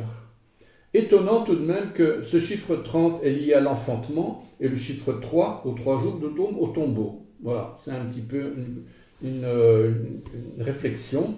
Ce chiffre 3, c'est la valeur de l'identité de Elohim, Père, Fils et Esprit Saint. Kadosh, Kadosh, Kadosh. Vous savez que les anges dans les cieux disaient Saint, Saint, Saint, l'Éternel, le Dieu des armées, 3 fois. Pourquoi il n'aurait pas dit Saint, l'Éternel des armées? Non, il a dit 3 fois Kadosh, Kadosh, Kadosh. Adonai Elohim Tsevaot. Alors, dans les évangiles, Yeshua accomplit 33 miracles, dont 24 furent des guérisons. Comme on l'a vu ici, c'est le nombre des jours suite à la circoncision du prépuce de l'enfant où la mère devait purifier son sang selon la loi de Moïse. David régna 33 ans à Jérusalem. Jacob a eu de sa première femme Léa 33 enfants. De nouveau, toujours des réflexions qui demandent encore à être analysées. Alors, je continue dans mes... je ne vais pas tout lire parce que je sais qu'on va être bloqué à 1h40, je ne sais pas pourquoi. 1h40, 1h50, il peut arriver que notre système YouTube commence à planter, je ne sais pas trop bien pourquoi. En tout cas, alors dans Lévitique 12, de 6 à 8, lorsque les jours de sa purification seront accomplis, pour un fils ou pour une fille, il apportera au sacrificateur, à l'entrée de la tente d'assignation, un agneau d'1 an pour l'holocauste, pour le sacrifice d'élévation, et un jeune pigeon ou une tourterelle pour le sacrifice d'expiation. Le sacrificateur les sacrifiera devant l'Éternel et fera pour elle l'expiation. Elle sera purifiée du flux de son sang, donc on parle vraiment bien d'une purification nécessaire. Telle est la loi pour la femme qui enfante un fils ou une fille. Si elle n'a pas de quoi se procurer un agneau, elle prendra 2 tourterelles et 2 pigeons, 2 jeunes pigeons, l'un pour le sacrifice en élévation, l'autre pour le sacrifice d'expiation. Le sacrificateur fera pour elle l'expiation et sera pure. Alors, la purification d'une femme, ça se résout d'elle-même. Dieu a fait son corps ainsi. Lorsque le temps de sa purification sera accompli, alors elle fera apporter par quelqu'un au sacrificateur à l'entrée de la tente l'agneau, l'offrande, Ola, le pigeon, etc., sacrifice d'expiation, les khatat pour le péché.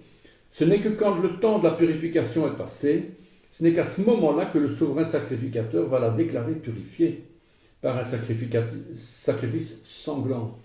Ça signifie qu'aucun acte de purification personnelle ne peut rendre pure la femme, pas même le temps. Pas même le temps. C'est seul le sacrificateur, seul, qui a l'autorité divine, on va dire, de valider par Dieu, pour que la pureté soit validée par Dieu. Rien ne peut venir des hommes pour ajouter quoi que ce soit. C'est la seule chose qui va venir, c'est la déclaration par le souverain sacrificateur. Même la plus petite dose d'impureté rituelle, fût-elle commandée par Dieu lui-même, comme nous l'avons vu, nécessite un sacrifice animal. Ah, voilà, donc vous voyez bien, c'est Dieu lui-même qui fait les choses, et même Dieu va demander de purifier sa propre décision. Et là encore, ce n'est qu'une ombre des biens à venir. Cela montre bien que rien de bien ne peut venir de nous. Tout, même l'impureté rituelle, même la purification par le temps, même les sacrifices animaux orchestrés par des sacrificateurs humains, tout n'est qu'une ombre, une nuée passagère qui attend l'accomplissement parfait en Yeshua HaMashiach, le Fils du Dieu vivant, venu il y a 2000 ans, ressuscité d'entre les morts et qui règne aujourd'hui au siècle des siècles. Amen. Alors, beaucoup de passages, juste vous les montrer, on en lit un ou deux. Hébreux 10, 14, car c'est par une seule offrande, il a amené à la perfection pour toujours ceux qui sont sanctifiés. Hébreux 7, 19, car la loi n'a rien amené à la perfection et introduction d'une meilleure espérance par laquelle nous nous approchons de Dieu. Vous voyez bien que la loi n'a rien amené à la perfection. Hébreux 10, 1, en effet, la loi qui possède une ombre des biens à venir et non l'exacte représentation des choses ne peut jamais, par le même sacrifice qu'on offre perpétuellement, chaque année amener les assistants à la perfection. Voilà, donc on se posait même la question à l'époque des apôtres, en se disant, mais pourquoi est-ce qu'on doit encore faire le sacerdoce lévitique? Eh bien la réponse, si donc la perfection avait été possible par un sacerdoce lévitique, c'est sûr, car c'est sur ce sacerdoce que repose la loi donnée au peuple, qu'était-il encore besoin qu'il parût un autre sacrificateur selon l'ordre de Melchisédek et non selon l'ordre d'Aaron? Donc autrement dit, pourquoi est-ce que Yeshua a dû encore venir si c'était réglable, comment est-ce que je vais dire, rituellement par le sacerdoce lévitique?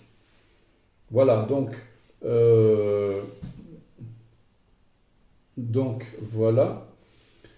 Alors, beaucoup de commentaires encore sur le texte qui dit au verset 7, « Le sacrificateur les sacrifiera devant l'Éternel et fera pour elle l'expiation, il sera purifié du flux de son sang. » Ici, on parle de l'expiation. « Vekiper oleia vetahora » Donc, Vekiper aleia vetahara. Vetahora. Eh bien, l'agneau d'un an sera sacrifié pour l'offrande Ola, un jeune pigeon, etc. Et on parle d'un sacrifice d'expiation kaper. C'est le mot kafar, kiper, qui a donné... c'est un sacrifice d'expiation kafar, kaf, fe, resh, qui permet l'expiation pour enduire, pour apaiser, pour racheter, pour pardonner, pour imputer à quelqu'un d'autre la faute. Pour imputer à quelqu'un d'autre la faute. Kapar signifie couvrir. Pourquoi est-ce qu'on met une kippa? Parce que c'est un symbole, tout simplement un symbole qui n'a pas de signification particulière. Ça n'a pas, c'est ni magique, ni légaliste, rien du tout. C'est symbolique, tout simplement. Moi, j'ai été à l'armée du salut, j'ai porté un uniforme pendant des années. un uniforme. En fait, vous avez devant vous un salutiste. Voilà, j'ai été salutiste avec des galonnettes, un képi. Pourquoi? Pour montrer à un certain type de public que l'évangile était possible. Et on annonçait l'évangile de manière rigoureuse, de manière à la limite forcée. On prenait les gens par le collet, tu viens ici et tu vas t'approcher, tu vas t'agenouiller devant l'Éternel. C'était un petit peu le rôle de l'armée du salut, de forcer les gens à se convertir. Et c'était efficace parce que c'était un public particulier de pauvres, d'alcooliques, de drogués, de SDF.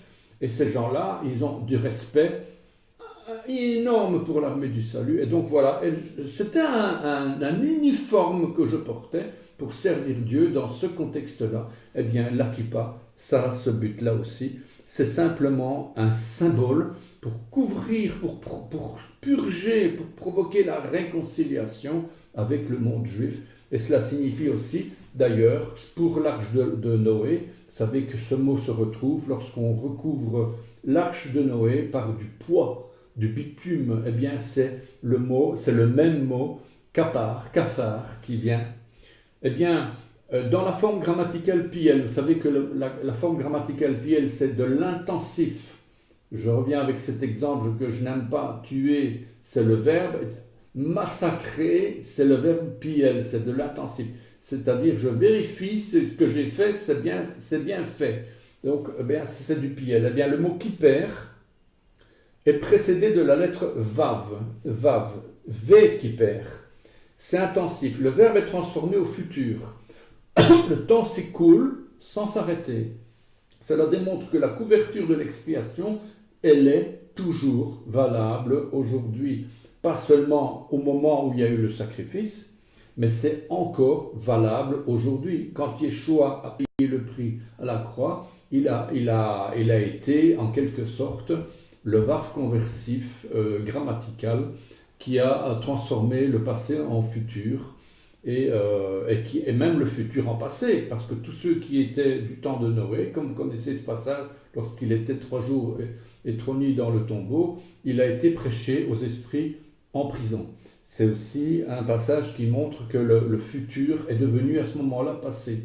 Eh bien ici, cela démontre que la couverture de l'expiation est toujours valable et ça permet de pacifier, de rendre propice, de couvrir le péché, de pardonner, de recouvrir, d'expier le péché, d'expier par des rites selon la loi, de couvrir, d'écarter la colère.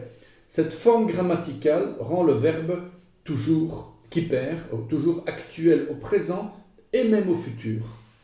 Et ça laisse présumer que les sacrifices ont encore aujourd'hui une action de couverture provisoire sur le peuple hébreu aussi, qui ne croit pas en Yeshua. Là, je vais sortir une abomination pour certains, mais bon, on est en train de débattre, on est en train de discuter, mais en tout cas, le peuple juif, il y a une couverture sur lui. On ne sait pas trop bien que penser, parce que nous qui savons que nous sommes nés de nouveau et que sans la nouvelle naissance et sans la foi en Yeshua, on ne peut pas être sauvé. Moi, je crois, et nous croyons, nous sommes beaucoup à croire qu'il y a une action de couverture provisoire qui maintient le peuple hébreu qui ne croit pas en Yeshua dans l'attente de la révélation. Alors ça, c'est au niveau communautaire, mais au niveau personnel, individuel, la foi en Yeshua est indispensable. Voilà, donc c'est une idée. Alors comment est-ce possible, puisqu'en Yeshua, toute autre forme de sacrifice a été annulée et remplacée? En réalité, comme le peuple hébreu a été écarté momentanément, vous savez que le peuple hébreu a été mis à part, il était écarté, et c'est Yeshua lui-même qui s'est transporté, enfin qui s'est promené devant un figuier, le figuier représente Israël, il s'est présenté devant le figuier avec ses disciples, et il a maudit le figuier, et le figuier a desséché. Donc le figuier représente Israël physique, terrestre, charnel, et ce figuier a été desséché par Yeshua lui-même. Le Fils du Dieu vivant a desséché son peuple lui-même, volontairement, dans un but précis. C'est pour le tenir en attente, pendant que la nation soit sauvée. Eh bien, c'est simplement la couverture du peuple, et le peuple sera jugé par la loi, sous la loi, pour ceux qui mourront sans Yeshua. Et lisons ce texte-là quand même, c'est quand même intéressant de le voir. Tous ceux qui ont péché sans la loi périront aussi sans la loi. Et tous ceux qui ont péché avec la loi seront jugés par la loi. Donc un texte, vous voyez bien ici, hein, je n'ai pas besoin de vous surligner, je le mets quand même, voilà. Donc tous ceux qui ont péché sans la loi périront ainsi sans la loi, et tous ceux qui ont péché avec la loi seront jugés par la loi. Et donc chacun sera jugé selon ses œuvres, en fonction de ce qu'il aura eu comme connaissance. Voilà donc, ce sont des commentaires. Vous savez bien comme moi que nous sommes, comme je ne sais pas si je l'ai lu au début, car nous connaissons en partie. Donc c'est 1 Corinthiens 13, versets 9 à 10. Vous allez me dire encore ce verset qu'on connaît par cœur, tant mieux. Car nous connaissons en partie et nous prophétisons en partie, mais quand ce qui est parfait sera venu, ce qui est partiel disparaîtra. Donc voilà, donc j'essaie de retrouver ma page 16, si je me souviens bien. Voilà. Voilà, donc, alors, j'essaie d'avancer. Je ne vais pas m'éterniser sur les lois de la tsaraat relatives aux brûlures, à la teigne, les plaques blanches, la présence de tsaraat sur les vêtements, qui sont assez intéressantes. Hein. Il faut voir ce que représente lorsqu'un homme aura sur la peau de son corps une dartre ou une tache blanche.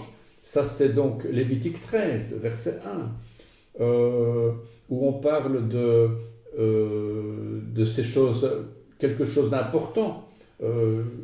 Ou bien, dès la naissance, les désirs sont comme un feu qui brûle la chair. Le saviez-vous? Lorsqu'un homme aura sur la peau, pour bien le démontrer, le premier mot du texte après Adam, dans le texte, attendez, il faudrait que je m'explique. En tout cas, dès la naissance, les désirs sont comme un feu qui brûle la chair. Eh bien, la chair, nous dit Galates 5, 17, a des désirs contraires à ceux de l'esprit, et l'esprit en a de contraires à ceux de la chair. Ils sont opposés entre eux, afin que vous ne fassiez point ce que vous voudriez.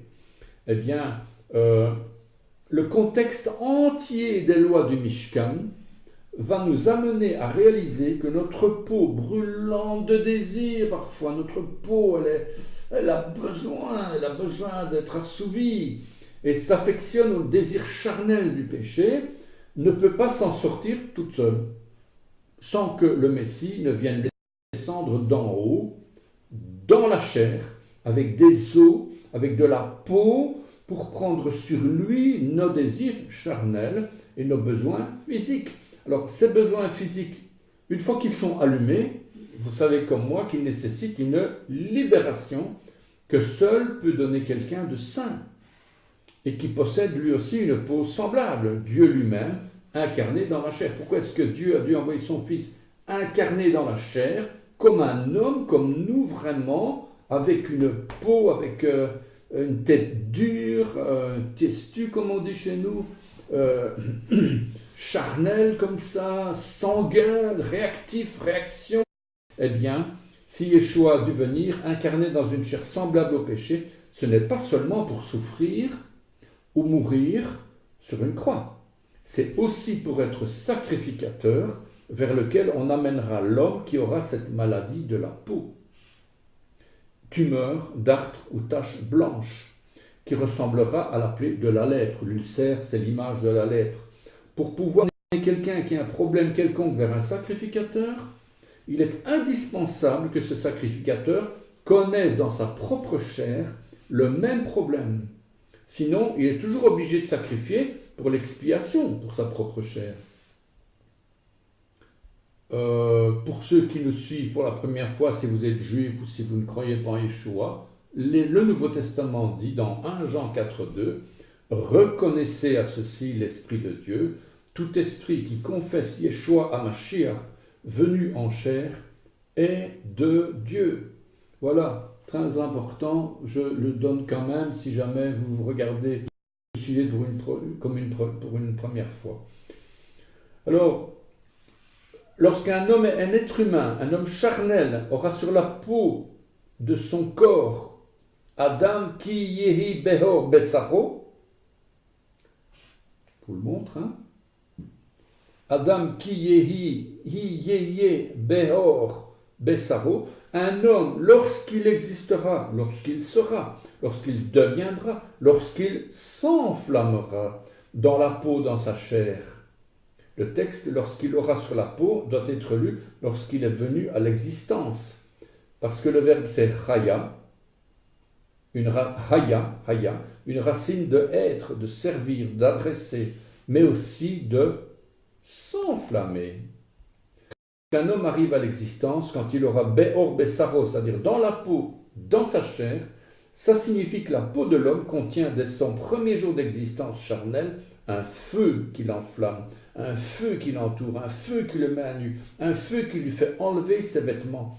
Déjà, avant de venir à l'existence, lorsqu'il porte déjà, depuis le début de sa vie terrestre, la marque flétrissante, la brûlure des désirs charnels, la stigmate, la flétrissure, quand il sera rendu nu, mis à nu, c'est-à-dire que la nudité s'attachera à sa chair.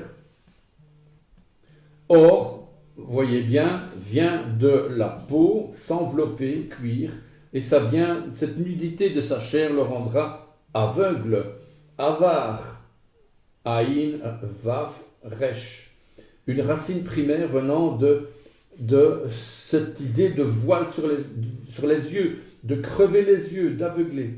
Donc, voyez, donc c'est des choses, il faut évidemment creuser ces choses-là, ce n'est pas comme ça que l'on va se faire des nouvelles théories, mais en tout cas, c'est probablement une des raisons pour laquelle Dieu veut que quand un homme et une femme mariés se connaissent physiquement, que leur chair soit unie, ils sont exempts de chercher à ce moment-là Dieu, car c'est un instant qui leur est réservé, et la rencontre avec Dieu nécessite une mise à part, autant du cœur que du corps. Et d'ailleurs, Deutéronome 24, 5 en parle. Alors, tiens, Lorenzo qui en parle. Alors, dernière chose, je pense que je vais m'arrêter après ça, c'est le commentaire sur la Bezorah Tova, la bonne nouvelle, qui est la racine de la chair. Vous me dites, mais qu'est-ce que tu racontes, frère? Là, c'est vraiment scandaleux, à la limite, c'est de voir des choses pareilles sur la bonne nouvelle.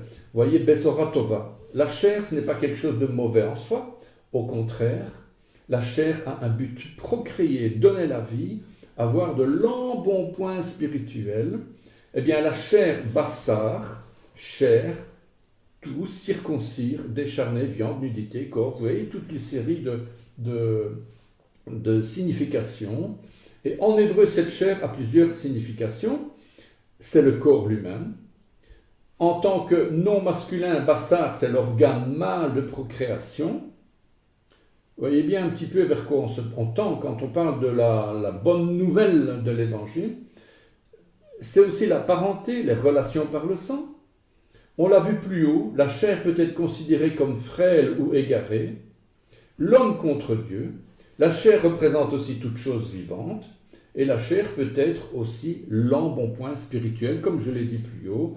Et c'est la chair des animaux sacrifiés, en offrande par le feu, est une représentation typologique de notre embonpoint. Donc en fait, c'est la chair, c'est la graisse plutôt. C'est pas la chair, c'est plutôt la graisse. Eh bien, la matière grasse de notre corps, spirituellement, ça représente, c'est une représentation typologique de notre embonpoint spirituel qui doit être éprouvé, qui doit passer par le feu. Et de la même manière que l'on place les vases du potier dans le four, pour affermir l'argile façonnée. Alors c'est très intéressant de voir ici que la chair vient d'une racine primaire, bassar. Bassar, c'est la nouvelle, la bonne nouvelle, annoncée, publiée. Donc il y a vraiment une relation étonnante entre la bonne nouvelle de l'Évangile et la chair de l'homme. Porter des nouvelles, publier, prêcher. Donc la bonne nouvelle de l'Évangile est directement liée à notre chair. Alors vous pouvez me dire, mais de quoi tu parles, frère? Pourquoi? On pourrait se demander, comment est-ce possible que c'est la racine de notre chair? Vous voyez donc que les deux parachutes précédentes, Vaïkra et Tsav, ont répondu à notre question. La chair qui est offerte en sacrifice au feu représente notre embonpoint spirituel. C'est la bonne nouvelle, Besora Tova, la racine de l'arbre. Vous savez qu'au niveau de l'hébreu, on a l'arbre, et l'arbre il pousse, et puis, mais il y a des racines. Pourquoi est-ce que cet arbre tient debout? C'est parce qu'il y a des racines. Eh bien, quelle est la racine de nouvelle? Eh bien, c'est Bassar, c'est la chair. Eh bien, la bonne nouvelle Besora Tova, c'est la racine de l'arbre qui produit les fruits de l'évangile, le salut en Yeshua, la vie éternelle. Vous imaginez un petit peu dans quoi on va, alors qu'on est en train de dire, ben oui, mais la chair c'est impur, hein? La chair, ah oh frère, la chair c'est impur, hein? Ben oui, c'est impur, oui. Non, empêche que c'est parce que c'est impur que ça a pu faire dans la femme de produire Yeshua comme fils de Dieu, puisqu'elle a été déclarée impure. Grâce à ça, elle a dû mourir à elle-même pour donner la vie. C'est vraiment une racine qui donne la vie. Eh bien, sans passer par les sacrifices dans le tabernacle, il est impossible de comprendre ce que représente la bonne chair, ou la mauvaise chair.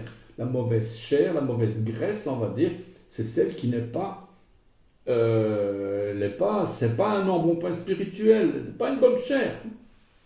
En Yeshua, l'épreuve du feu qui consommera nos chairs sera alors parfaitement compréhensible à notre esprit. Alors plus loin, on verra plus loin la semaine prochaine, je pense que j'en parlerai, sur la lèpre, sur la tsaraat. D'ailleurs, on en reparlera encore sur les tumeurs. Il y a beaucoup de choses à dire sur les proliférations anormales des cellules qui provoquent le cancer, la tumeur, la dartre, la tache blanche, tout ce que nous explique Lévitique 13, de 3 à 5. Voilà, vous voyez donc Lévitique 13, de 9 à 44. Bon, je pense que j'ai fini. La lèpre de Myriam et le Lachon Hara, donc la mauvaise langue. On parle aussi des faux prophètes. Voilà, donc... je me trompe, voilà, c'est comme ça que je voulais.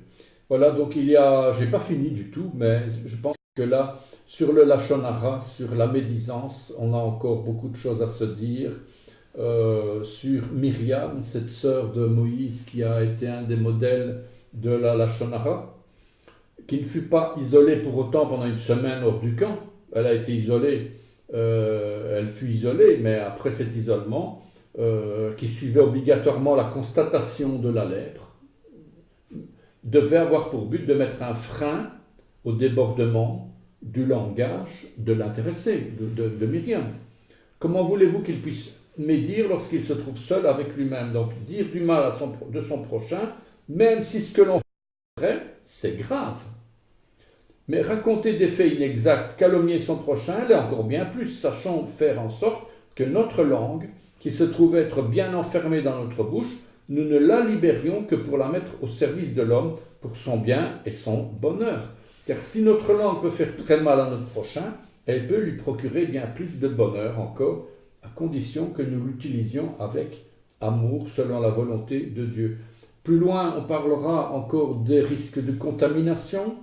Vous verrez le texte lorsque vous le téléchargerez, vous l'ayez déjà, si vous êtes inscrit sur l'adresse que je vous avais donnée, celle-ci.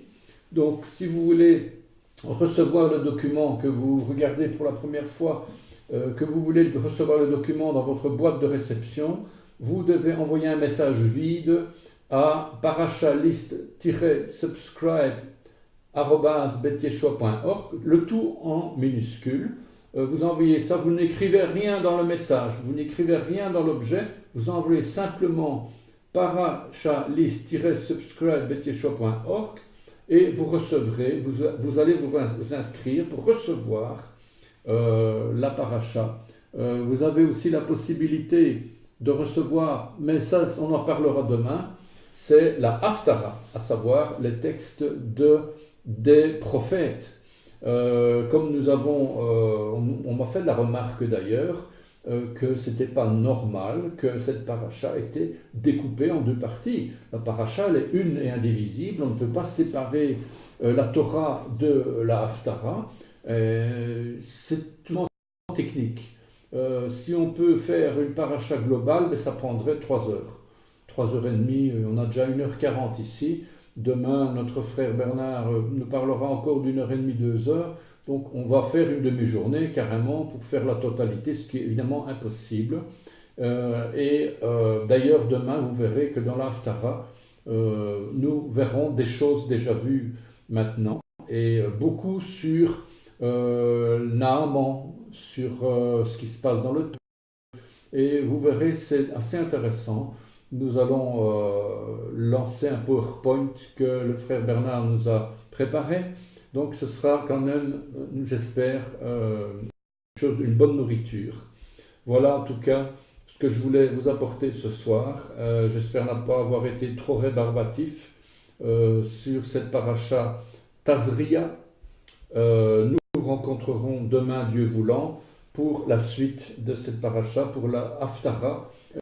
Et ce sera demain, donc, ce sera fait par Bernard Meurant. Donc moi, ici, si vous ne connaissez pas Jacques Sobieski, et demain, nous aurons l'occasion d'écouter Bernard Meurant, donc, qui nous parlera donc de la Haftara. Voilà, je vous remercie en tout cas de votre attention et je vous souhaite un Shabbat Shalom.